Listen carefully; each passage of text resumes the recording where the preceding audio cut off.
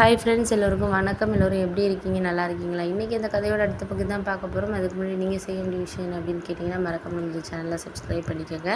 கீழே இருக்க பெல் பட்டனையும் கிளிக் பண்ணுங்கள். அப்போ தான் நான் போகிற வீடியோஸ் எல்லாமே உங்களுக்கு உடனுக்குடனே நோட்டிஃபிகேஷன்ஸ் வரும். ஸோ மறக்காமல் சேனலை சப்ஸ்கிரைப் பண்ணிவிட்டு வீடியோ பாருங்கள் ஃப்ரெண்ட்ஸ். வாங்க நம்ம கதைக்குள்ளே போகலாம். அதுக்கப்புறம் நான் என் ஒய்ஃப் எனக்கு அது ஒரு பெரிய ஹெல்ப்பாக தான் இருந்துச்சு. ஏன் அப்படின்னா ஒரு லட்ச ரூபாங்கிறது அப்போதைக்கு என்னால் 10,000 20,000 தான் ஒரு லாபங்கிறது கிடச்சிருந்துச்சு. நம்ம இன்னும் நிறைய ஒரு இன்வெஸ்ட்மெண்ட் பண்ணால் தான் இந்த தொழிலில் லாபம் எடுக்க முடியும் அப்படிங்கிறத நான் தெரிஞ்சுக்கிட்டேன். அப்புறம் என் ஒய்ஃப் எனக்காக ஹெல்ப் பண்ணி நான் பார்த்துக்கிறேன் அப்படின்னு சொல்லிட்டு அவங்க அம்மா வீட்லேயும் கொஞ்சம் ஹெல்ப் பண்ணாங்க. வீட்டு செலவுக்கு இதுக்கெல்லாம் கொஞ்சம் ஹெல்ப் பண்ணிகிட்டு இருந்தாங்க. அவங்க அண்ணன்லாம் கொஞ்சம் ஹெல்ப் பண்ணார்.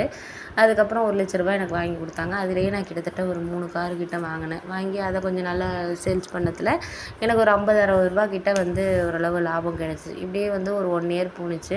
நான் அப்படியே அந்த பணத்தை கொஞ்சம் வாங்கி வாங்கி அப்படியே ரொட்டேஷன் போட்டதில் ஓரளவு நல்ல லாபமே எனக்கு கிடச்சிது. மாதம் ஒரு 70 ரூபா 80 ரூபா இங்கேருந்தே சம்பாதிக்கக்கூடிய நிலைமைக்கு நான் ஆனேன் அப்படின்னு தான் சொல்லணும். அதுக்கப்புறம் எங்கள் கடன் இதெல்லாத்தையும் கொஞ்சம் குறைச்சிட்டு அதுக்கப்புறம் என் ஒய்ஃபை நம்பி நான் எல்லாமே செய்ய ஆரம்பித்தேன். அவங்க ஒரு நகை வாங்கணும், இல்லை எதில் அவங்க இன்வெஸ்ட் பண்ண சொல்கிறாங்களோ அவங்களுக்கு என்ன ஒரு யோசனை வருதோ அதுக்கேற்ற மாதிரி என்ன நான் மாற்றிக்க ஆரம்பித்தேன். அதுக்கு முன்னாடி வரைக்கும் அவங்க பேச்சை கேட்டதே கிடையாது. நீ என்ன சொல்கிற, நான் என்ன கேட்கணும் அப்படிங்கிற ஒரு முடிவில் தான் நான் இருந்தேன்.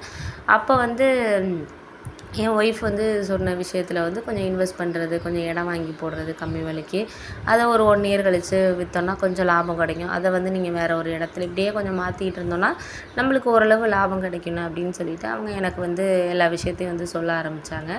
அதுதான் என் வாழ்க்கையில் கொஞ்சம் மாற்றக்கூடிய ஒரு இதுன்னு சொல்லலாம். அதுக்கப்புறம் கொஞ்சம் கொஞ்சமாக அவங்கள பற்றி நான் புரிஞ்சுக்க ஆரம்பித்ததுங்கிறது இந்த கல்யாண வாழ்க்கையில் 7 வருஷத்துக்கு அப்புறம் குழந்தைங்கள்லாம் ஆகியுமே அவங்கள நான் கஷ்டம் வர்றப்போ அவங்க கொடுத்த அந்த ஒரு நம்பிக்கை, அதுக்கப்புறம் அவங்க கொடுத்த அந்த ஒரு இது தான் எனக்கு இந்த அளவுக்கு ஒரு இடத்த கொண்டு வந்துச்சு. அதுக்கப்புறம் நான் ஓரளவு 2-3 இயர்ஸ்லேயே நல்லா அந்த பிஸ்னஸை இது பண்ணிவிட்டு அதுக்கப்புறம் இன்னும் கொஞ்சம் நிறைய பிரான்ச்சஸ்லாம் ஆரம்பித்தேன்.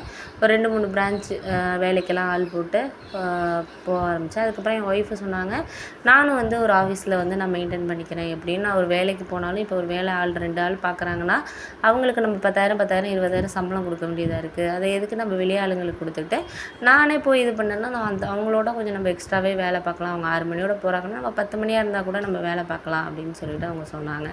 அதுக்கப்புறம் சரி ஓகேன்னு சொல்லிட்டு அவங்க சொல்கிறதும் கரெக்டாக தான் இருந்துச்சு. அப்புறம் அவங்க வேலையை விட்டுட்டு ஒரு ஆஃபீஸை அவங்க தான் பார்த்துட்டாங்க. மீதி 2 ஆஃபீஸையும் நானும் என்னோடய ஃப்ரெண்டு எனக்கு உதவி பண்ண அந்த ஃப்ரெண்டும் தான் போட்டோம். அவனுக்கு கொஞ்சம் காசு போடுறது, அவனுக்கு தேவையான அந்த லாபங்கிறத அவனுக்கு நான் கொடுத்துருவேன்.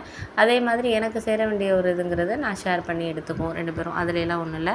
அப்போ எங்கள் அம்மா ஒரு 3-4 வருஷமாக எங்களோட பேச்சுவார்த்தையே இல்லாமல் இருந்தாங்க. ஏன்னா எங்கள் அம்மா கிட்ட கொஞ்சம் நகை இருந்துச்சு.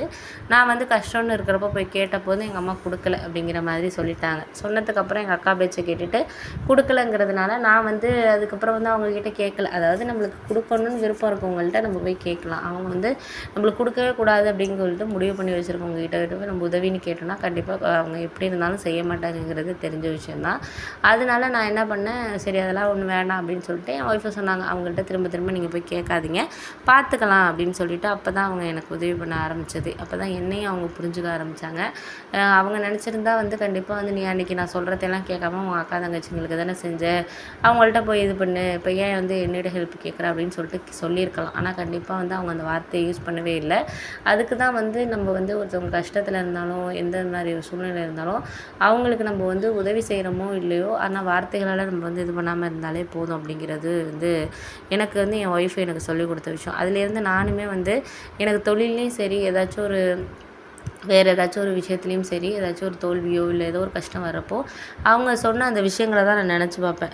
இது நாளைக்கு இந்த இடத்துல நம்ம வேறு ஏதாச்சும் ஒரு லாபம் கிடைக்கும். அதுக்காக இன்றைக்கி நீங்கள் உங்கள் கூட வேலை பார்க்குறவங்களையோ இல்லை சுற்றி இருக்கவங்களையோ கஷ்டப்படுத்திட்டிங்கன்னா அதை தான் அவங்க மனசுக்குள்ளே வச்சுட்டு நம்மளை இப்படி பேசிட்டாங்கிற ஒரு இதுதான் வரும். அதனால் எந்த ஒரு விஷயத்தை பேசுகிறதுக்கு முடியும் நீங்கள் யோசிச்சு முடிவு எடுக்கணும் அப்படிங்கிற மாதிரி தான் அவங்க அடிக்கடி எனக்கு சொல்லுவாங்க. அந்த வார்த்தைகள் தான் எனக்கு இன்றைக்கி நான் சக்ஸஸ்ஃபுல்லாக எனக்கு ஒரு இந்த பிஸ்னஸில் நல்லபடியாக நான் வந்து என் வாழ்க்கையை வந்து நான் இது பண்ணுறதுக்கு ரொம்பவே ஒரு இதான ஒரு விஷயமா இருந்துச்சு அப்படிங்கிறது தான் எனக்கு ஒரு சந்தோஷமான விஷயமா இருக்குது.